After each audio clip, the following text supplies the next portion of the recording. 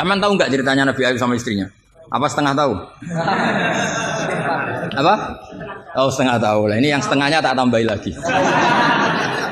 Istrinya Nabi Ayub itu cantik sekali. Karena memang sunnahnya ulama itu memang punya istri cantik. Entah sunnah itu dengan arti kesunatan, entah takdir, tidak tahu. Jadi sampean nggak usah tanya, istri Gus Bak gimana? Ikut sunnah itu. Ikut sunnah. Karena nanti kasihan kalau dia istrinya jelek terus alumni dosowan istrinya cantik kan dia ngenes. Oh, kasihan ya, ya. Yang cantik juga kasihan, nyiumi tangan orang yang lebih enggak cantik. Ceritanya sebenarnya gini ya. Dari kejauhan, ya saya ulang lagi dari kejauhan. Itu istrinya Ayub ini ngomong-ngomong sama lelaki ganteng. Padahal itu aslinya Jibril. Singkat cerita, si istri ini karena Ayub ini sudah diembargo masyarakatnya dengan cerita-cerita seperti itu. Pokoknya kita mempercayai versi itu lah. Setidaknya mengikuti ulama yang mempercayai itu, diantaranya Syekh Nawawi. Bahwa memang Nabi Ayub diungsingkan masyarakatnya sampai kesulitan secara finansial, ekonomi, dan ketahanan pangan. Terus istrinya itu kerja dapat uang. Suatu saat sampai pada level ekstrimnya, nggak dapat pekerjaan, nggak dapat uang. Kebetulan ada anak raja yang rambutnya itu brodoli, yang nggak punya rambut. Terus disayem bayarkan siapa yang rambut terbaik mau dibeli mahal. Akhirnya istrinya ini menjual apa? Rambutnya. Ya tadi kalau orangnya cantik ya rambutnya cantik. Kalau cantik terus keriting bulat kan susah itu. Kalau keritingnya tidak pas, kalau pas ya tetap cantik ini maksudnya. Nah, ketika dijual terus dapat uang dan itu di atas rata-rata.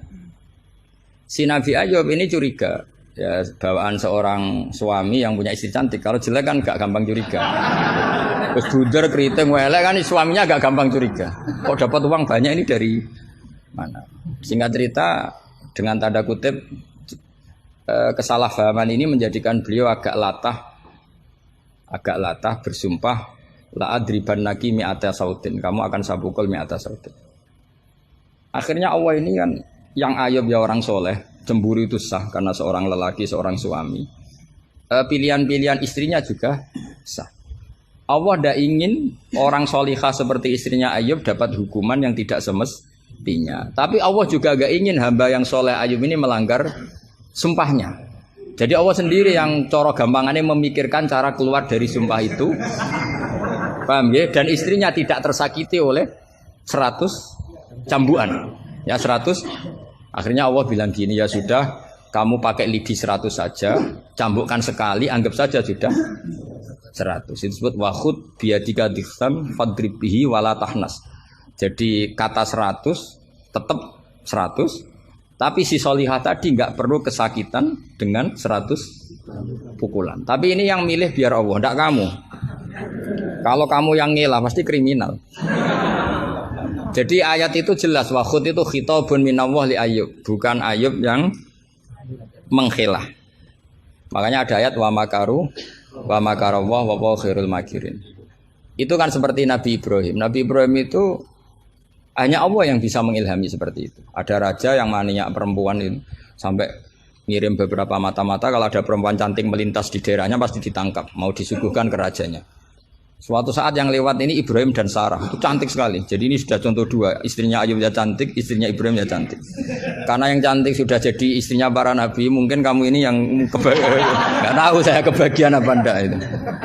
Kalaupun cantik pasti nggak setingkat siapa? Sarah. Sarah itu cantik sekali. Singkat cerita ditangkap. Kemudian Sarah ini mau diperistri oleh raja. Ketika Ibrahim tanya, perempuan ini hubungannya dengan kamu apa? Nabi Ibrahim pinter, karena raja ini maniak perempuan. Kalau dijawab suami pasti dibunuh, karena suami itu problem. Ya bagi raja yang maniak perempuan ini kan suami itu problem. Tapi kalau saya jawab ukhti, ipar pasti dihormati. Karena kalau dijawab ukhti kan, oh iparnya orang cantik. Kayak Kangkang yang punya adik cantik pasti dihormati ustadznya. Wah itu pasti. Sampean goblok lah punya adik cantik terus ustadz kamu tahu itu aman tak jamin. Karena ustadz potongan gini tuh pasti dah ikhlas tak jamin. Imannya pasti guncang itu. Kamu punya adik cantik terus tidak mukhafadzah. Sudah ada dikasih ustadznya ya sudah Pak, enggak jadi ipar. Oh, udah lulus aja. Termasuk barokahnya lelaki itu memang punya adik cantik itu kalau tepat di garwo kiai, kamu kakaknya kiai.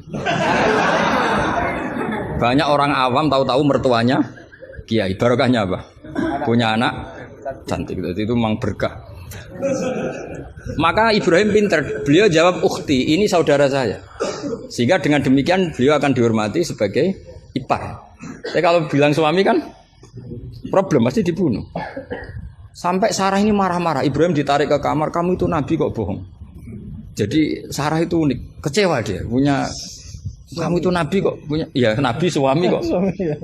Kalau suami bohong biasa, ini suami ya nabi. Nah, ini kan potongan-potongan biasa bohong.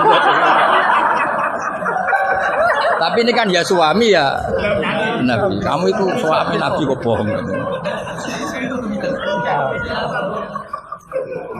Ya kalau nabi kan nggak mungkin bohong. Tapi kalau suami tok kayak sampean-sampean ini kan, wes mesti bodoh. Bar ngopi di perempuan cantik kok di ngopi, nang di, ya ngopi wae. Karena kalau menyebut warung kopinya pasti apa? Masalah.